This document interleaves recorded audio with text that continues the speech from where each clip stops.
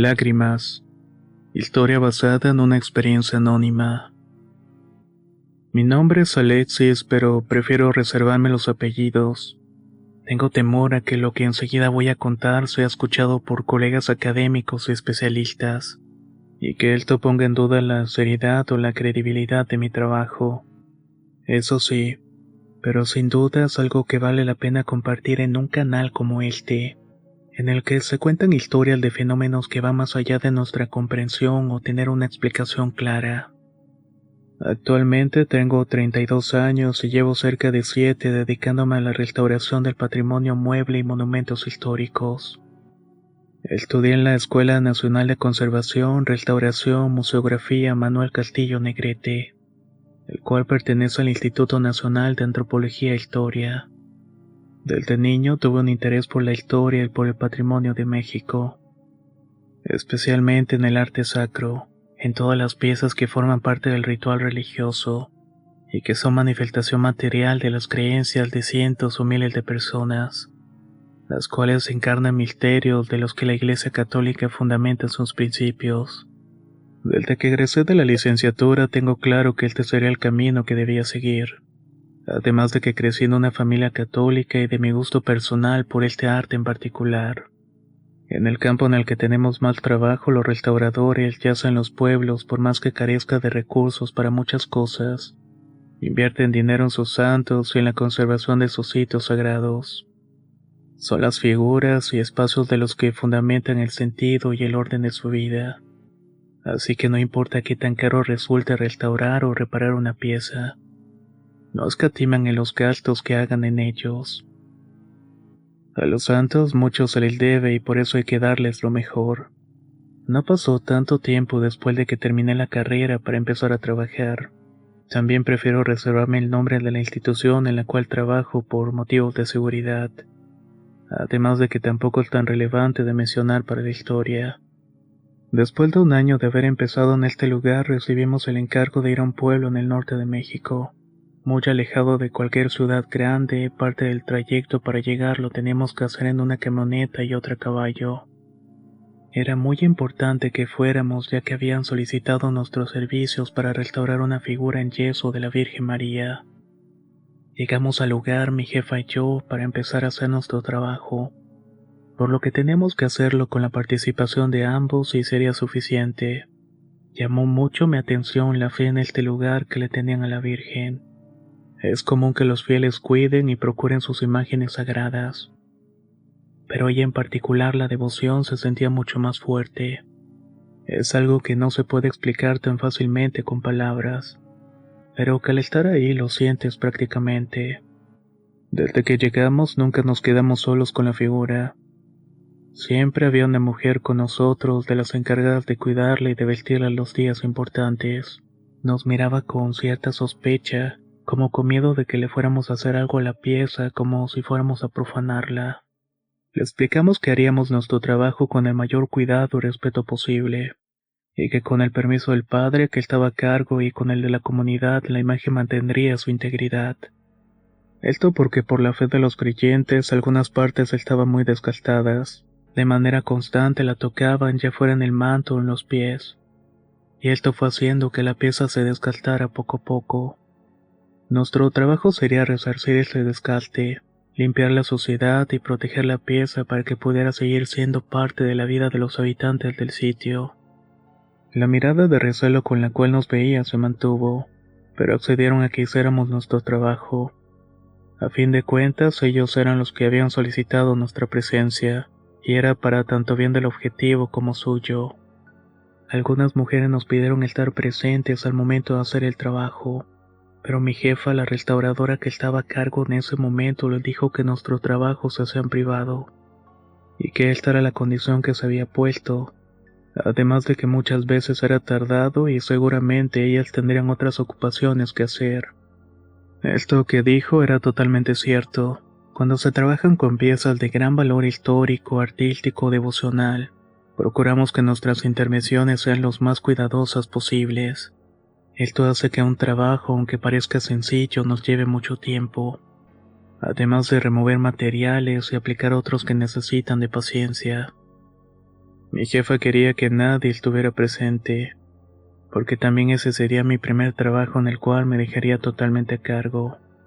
Era una responsabilidad muy grande, pero desde hacía tiempo venía trabajando de manera impecable. Ella consideraba que era el momento de dar el siguiente paso. Como quería que hiciera mi trabajo sin presión y con calma, considero más apropiado que lo hiciera solo, sin la presencia de alguien que pudiera ponerme nervioso o me distrajera. En eso estuve de acuerdo y preferí trabajar de esta forma. Lo más difícil fue conseguir que dejaran la figura en nuestras manos, sin la presencia de nadie más, pero al final aceptaron. La maestra estaría trabajando en otros asuntos que tenía pendientes para cuando regresáramos.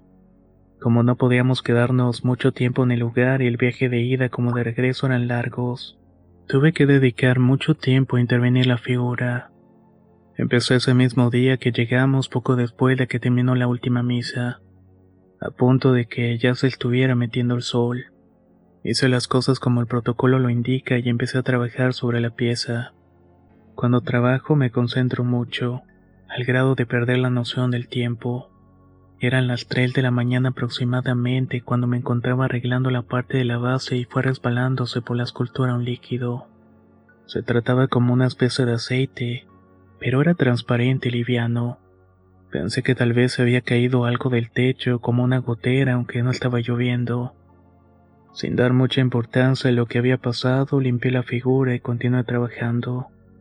Me moví un poco para trabajar más de cerca con la lámpara que había en el sitio.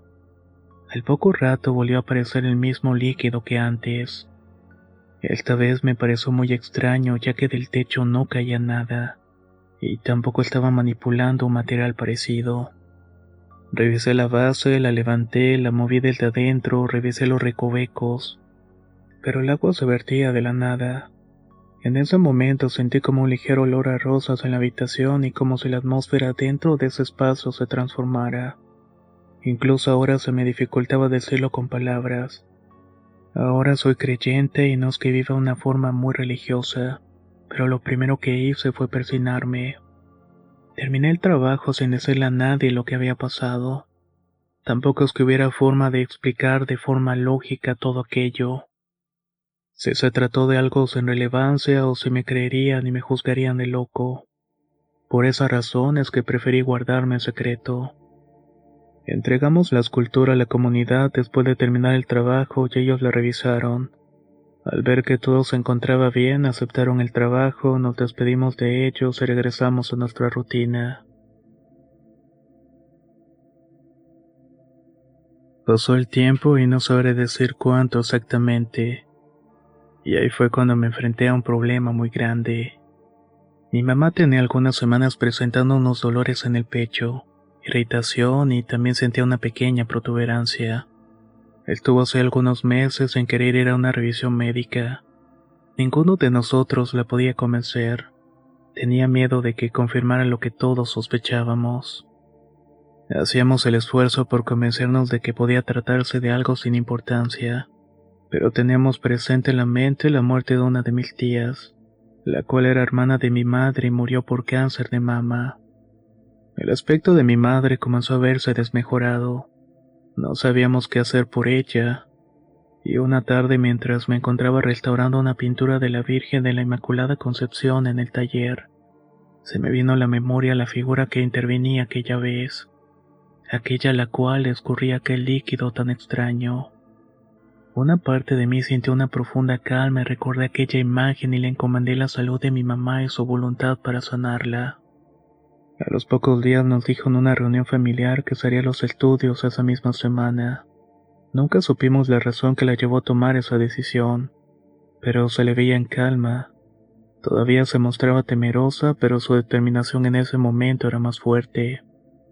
Los resultados revelaron que lo que tenía no era algo maligno, y que siguiendo un tratamiento y una cirugía poco riesgosa en unos meses estaría perfecta.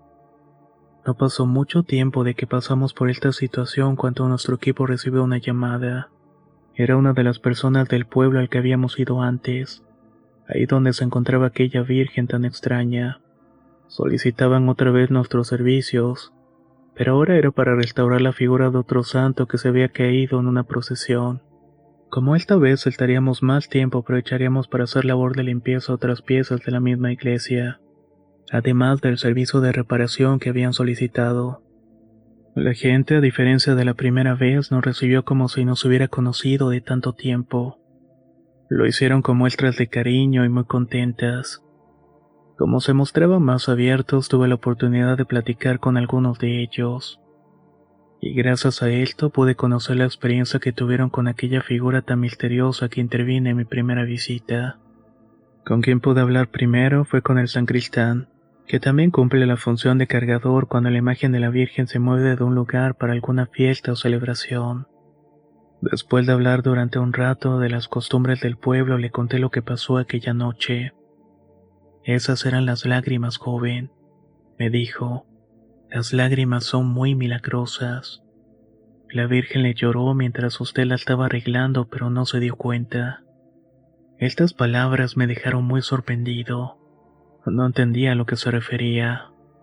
Fue cuando me contó que esa imagen era muy querida por el pueblo porque lloraba lágrimas de verdad. Yo mismo vi cómo le salía una vez que la estaban bajando del altar. La íbamos a colocar más abajo porque iba a ser la fiesta patronal. Después de que la bajamos para rezarle, yo vi cómo la agüita le salía de los ojos, incluso cómo el color del rostro le cambió. No sabía qué decirle y pensé que era su creencia la que le hacía decir esto. ¿Habrán sido realmente sus lágrimas las que vi aquella noche? Esa fue la pregunta que se me quedó en la mente. En otra ocasión, cerca de terminar nuestros trabajos en el lugar, platiqué con una mujer que todos los días iba a la iglesia a las primeras horas del día. Entraba a misa a las 6 de la mañana y se quedaba un par de horas más cuando esta terminaba. Su manera de ver la imagen y de orar ante ella era un fervor que pocas veces he visto. Ni siquiera lo he visto a mi madre o mi abuela. Ellas son tan creyentes, pero no puedo notar ese sentimiento. Una de esas veces decidí acercarme a hablar con ella, preguntarle su nombre. Después de un rato de platicarle, hice una pregunta que llevaba días queriéndole hacer. Oiga, ¿usted sabe algo sobre la Virgen? Escuché que dicen que a veces llora. Todo ese asunto me dejó muy intrigado y quería averiguar de qué se trataba. Una parte de mí esperaba que la mujer resonara extrañada, si es que aquello era un invento del sacristán, o tal vez se mostraba recelosa si era cierto y prefería no contar lo que pasaba. Pero no fue de esta manera. Me tomó de las manos y comenzó a llorar. Me contó que su hijo de niño estuvo muy enfermo y cuando le fueron a hacer estudios no detectaron que se trataba de algo grave. Le dieron un tratamiento que no le sirvió y lo que empeoró la situación. Les tocó ir a la capital con la esperanza de que allá lo curaran. Pero para su sorpresa se trataba de un tipo de enfermedad que no supo explicarme pero que se había propagado.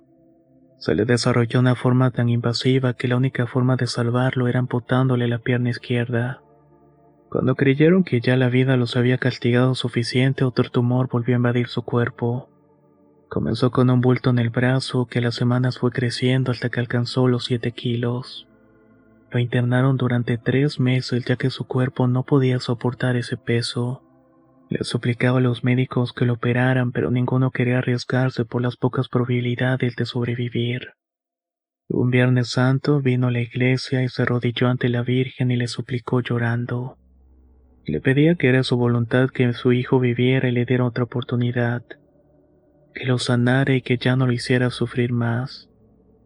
En ese momento, joven, sin mentirle, y se lo juro por Dios mismo, que la Virgencita comenzó a llorar.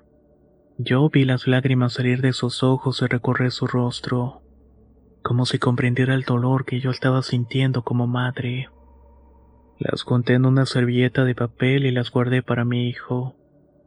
Me dijo que cuando fue a verlo al hospital le dio la servilleta y se la colocó en el hombro del brazo en el cual tenía el tumor. La dejó ahí durante toda la noche. Al día siguiente recibieron la noticia de que lo iban a operar a pesar de la dificultad. Les dijeron que la cirugía iba a ser más larga, tal vez de unas 7 horas aproximadamente. Le recomendaron despedirse de él por si no salía con vida del quirófano. Tal vez no me crea, joven, pero la operación duró media hora. Extirparon el tumor por completo sin amputarle su brazo. Era algo imposible, decían los doctores. Fue la Virgen que me lo curó. Ella es muy milagrosa y a mí me escuchó. Después de este testimonio supe de otras personas que fueron sanadas después de no poder caminar.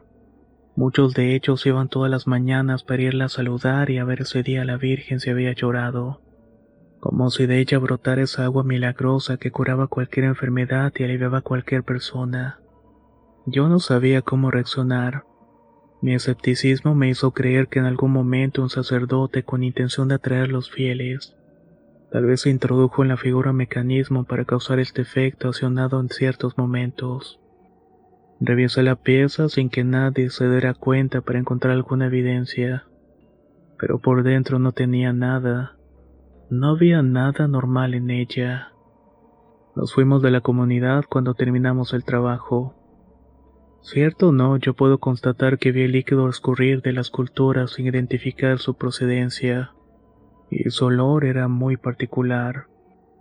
Y cuando le confié el mal de mi madre, la situación se resolvió de una manera tan rápida y sencilla. Tal vez sea la fe lo que explique estos fenómenos, pero sus lágrimas son un misterio del cual yo no puedo explicar.